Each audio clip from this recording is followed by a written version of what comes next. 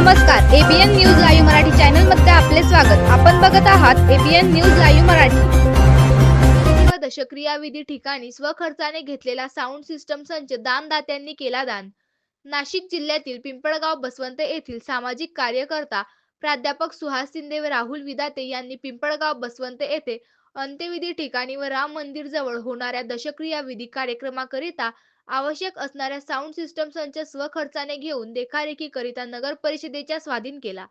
त्या अनुषंगाने प्राध्यापक सुहास शिंदे व राहुल विदाते या दानशूरांनी दिलेल्या दानाबद्दल पिंपळगाव बसवंत नगर परिषदेच्या वतीने नगराध्यक्ष मनोज बर्डे, उपनगराध्यक्ष सतीश मोरे व निलेश पाटील यांच्यातर्फे दानशूरांचा यावेळी शाल व गुलाब पुष्प देऊन सत्कार करण्यात आला।